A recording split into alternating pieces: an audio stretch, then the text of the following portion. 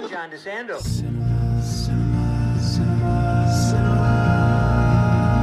Classics, let's go to the movies and share some popcorn, soda pop with our friends. Turn off our cell phones and get away. Night or day, it's John DeSando on the radio. We'll watch the credits from up high and low. Cinema Classics is produced and hosted by John DeSando. Listen to shows Thursdays at 8:01 p.m. on WCBE 90.5 FM. And listen to shows and read reviews online at WCBE.org. I'm John DeSando. And I'm Gary Hammond. And this is Cinema Classics. And today we have a film I think that could be a classic, but it's a Netflix film called Train Dreams. Right. So I thought, who would be my best co-host for this? I said, well, this is tall in the saddle, Gary Hammond. I mean, I mean, I could see him in the Pacific Northwest. I can see him out west riding his poor horse many times. So, and somehow it all seemed like a pretty good mix to me. So what's it about, Gary? Well, it's not a cowboy movie. It's a movie about a sawyer, which is a timber cutter, basically. But he also builds a bridge in one instance. But he lives outside Spokane. And he's an orphan that was sent there at the age of 5 or 6 with a sign on his, pinned to his jacket from the east somewhere. He doesn't know who his parents were or where he was, but in any event, he's sent out there. And there's no mention of his adoptive parents or how that life was. We see him next after the train as a young man working, and it's a dramatic shot, working, cutting down trees and sawing the trees and working that lifestyle, like so we're talking early 20th century. Yes. Okay, right. So he's a logger and a railroad worker. Well, he works on building the bridge. Yeah, he does. Yeah. So he does the work that's attendant to driving the spikes and so on of the rails over the bridge. But otherwise, he doesn't like that, and he doesn't like the railroad work. But go ahead. I know he doesn't.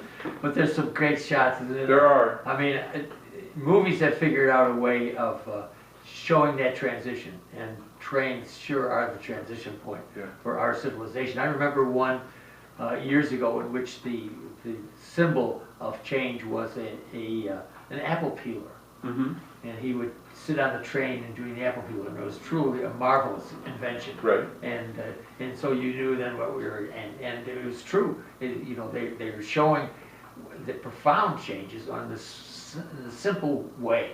Symbolically here. Yeah, and it's nature versus man, or versus development, and man versus nature and versus development, and man struggling to get through it, and nature coming back to bite you on the butt. Well, you know, I love it. That's so true, but at least as I'm thinking about this film, it's an ambivalent business. First of all, the trains are bringing progress. Right. There's no question. But in their wake, they're destroying forests, and they're making some lives miserable. Yes. And they're even a chance to do a kind of anti-Trump theme by throwing an Asian into a gorge just because the boys, these rough boys, don't like immigrants. Yeah. So we got a bunch of things. But yeah, I really like that idea. Nature frequently in this film. Now Joel Edgerton stars in this, right? And he's one of the producers. He's amazing. Yeah. And I just love this guy. He is so rugged, and have you seen him before? I haven't, but I looked him up because I was interested. He was in The Great Gatsby with Leonardo DiCaprio. He was he played Tom Buchanan. Right. Yeah. Yeah, and he was in Warrior with Tom Hardy. He was in The Gift with Jason Bateman. He was in The King as Falstaff with Timothy Chalamet. He was in Bright with Will Smith. The trailer looks interesting.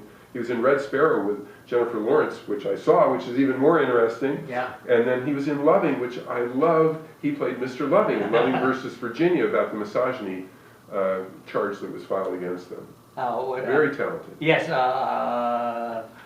And the only one you don't have there that I liked was called The Gift. Oh, I thought I mentioned Did you have The Gift yet? I think so. It's a real scary yes. bit. Well, you know I don't like horror shoes, John. Shows. Yeah. I don't like horror shoes either, but don't like shows. Particularly good, but Edgerton is a rugged everyman. Yes. And he's produced some films, including this one, in which he stars. So I somebody that not everybody knows. He doesn't come on strong like the handsome Hollywood hero. Well, he is an attractive person. He's a manly man. He's right, Australian. Yeah. He has no accent. That's right. He is. Yeah. And he's come to our country, and I'm going to go back in the movies that I haven't seen that he's in. I'm going to see if I can screen those. All right. So tell me now. Here's we've got people who just wouldn't see a movie like this because they would complain there's nothing happening. Now, there is something happening. Oh, yeah. There is tragedy in this. But basically, what I love about this is so slow and somber and contemplative. Would that be? The train is the fastest thing in the movie.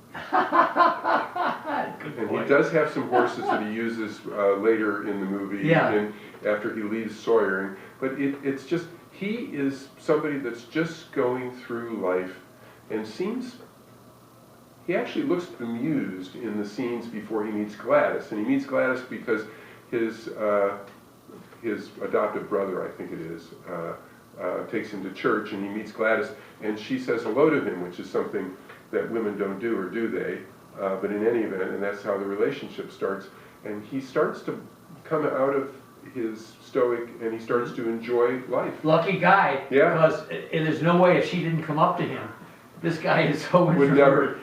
And this is Felicity Jones, the actress, whom I just adore. She has the best overbite in film history.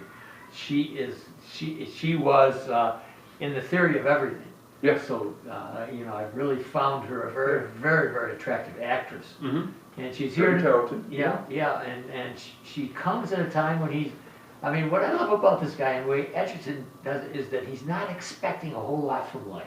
He's expecting nothing. It's just another day. Yeah. Maybe. Yeah, Maybe. maybe right. Yeah. But yet he has moments where he appreciates, for instance, the beauty of nature. Mm-hmm. He'll just say, "Isn't it beautiful?" Mm-hmm. To his daughter, I think he might talk and say, "Isn't this beautiful?" Mm-hmm. And I say to myself, I don't know whether I could do it. I said, maybe Gary could do it. Maybe he could live a kind of reclusive life. I said hermit initially, but I think a reclusive life. I've traveled extensively, and in the West, particularly those grand vistas. In the movie The Big Country, Gregory Peck is a sea captain. You're the only other guy I know who knows that movie. He's a sea captain, and he's visiting the woman that he plans to marry out in Wyoming, and some old guy says, "Have you ever seen anything as big as this?" And Gregory Peck says, "Yeah, the ocean." And the guy goes, "Harumph." So that wouldn't be the Burl Ives. No, it was not Burl Ives. It was somebody civilized person, and Burl Ives is not civilized in that movie. But he is in the movie, Ives. Oh yeah, he is. Yeah. Oh yeah, he's Big Daddy. Yeah. Well, not Big Daddy. He was Big Daddy oh gosh, Tennessee Williams. Anyway. Yeah. Sweetberry Youth or something like that.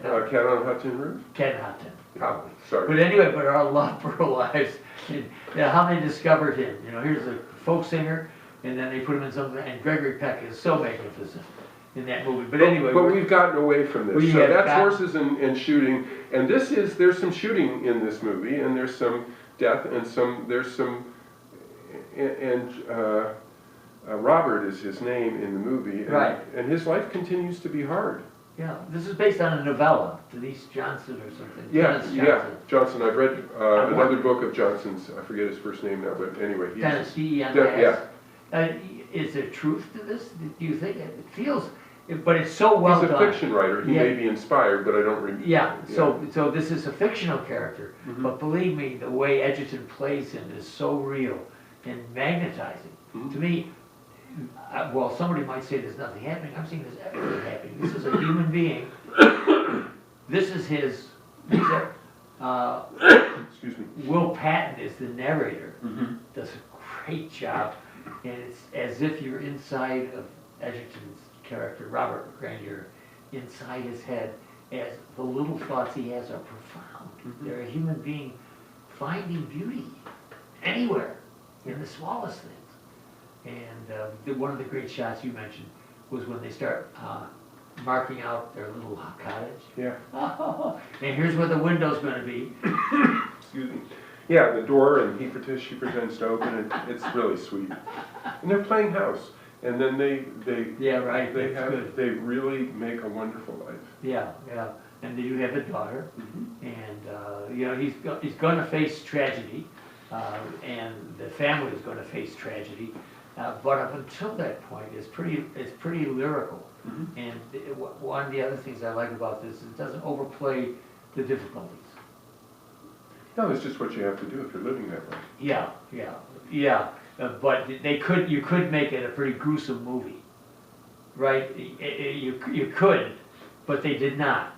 Well, the thing is bad things happen to people. Bad things happen to bad people. Bad things happen to good people. The thing is, it's just part of it. And nobody gets too flustered about it. I love that, yes. Yeah, people die and everybody's like, okay, well, you know, here we go. And you got and I know this to be true because when I used to work as a greenskeeper in Mhm. college, we had these guys who were really old guys. And one guy called AC Card. How do you get a name like AC Card? And he wore an engineer's cap Uh-huh. and old as the hills working with us. Right. I remember sifting dirt and listening to him talking about his tales. Incredible. And I think at one point, Edgerton's character says, well, whether true or not. He Yeah. heard them say Yeah. whether true or not, and they don't.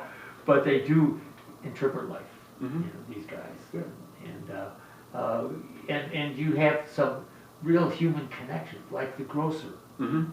who is like an Indian. He's an Indian. Yeah, he's an Indian. Interesting. It's a middle-class Indian operating a store Yeah. in town. Yeah, I thought that was great. So- Yeah, the little human connection, and doesn't he give him a loaf of bread at one point? Yeah, because he doesn't have much money and he's Yeah, suffering he does. after tragedy. And So there's human kindness going, and there, of course, we're going on, and Mhm, we're. as we do. As we do, and if people want to hear more, and they always want to hear more from you, they want me to do less. I don't know how I can do less when I have you on, but anyway, the movie is Train Dreams, and it's available on Netflix. And if you want to hear more about us, you've got to go to WCBE.org, podcast experience. In that case, it'll be, because it's our cinema classics, it's going to be, what? It's going to be Double take. double take, yeah. It's going to be double take. So, Gary, what do you recommend? Not to your wife, who can't take brutality, so she bailed out. Well, Terry and I were watching the early part of the movie, and something happened, and she decided she wasn't going to watch it anymore because it shocked her so. Right. So, and I was going to say it's not for the faint of heart, but that's a hackneyed phrase that doesn't apply here. It's not horrible. It's just life and death. Yeah, my daughter, Gabrielle, who lives in Idaho, was thrilled by it because most of this is set in Idaho. And they have a pretty rugged... It's in Washington, John. Well, it goes to, but it does. No, I know. A lot of it is You're right. in Yeah, Idaho. you're right, it is. But the point being, Idaho, Is the actual Gabby city. is really liberal, living in Sun Valley. Right. You think Sun Valley is like the rest of Idaho? No way. No. I know, and we all know it's a pretty conservative place. Yeah. So, but anyway, try to catch it on Netflix. I think almost anybody could appreciate it if you'll give it the time Yeah. that it'll ask of you. If it gives it that slow burn kind of, like, what is this happen? What is happening here? What is really happening? And it's inside the character that Joel Edgerton. It's an easy watch, actually. It's Yeah. very comfortable. There's nothing about it that's boring. It does move forward, not in the sense of action sequences, but it's moving forward. It's character development, story development, and things are happening to people, all of which are entirely credible. I'm John DeSando. Cinema, cinema, cinema, cinema. Classics, let's go to the movies and share some popcorn, soda pop.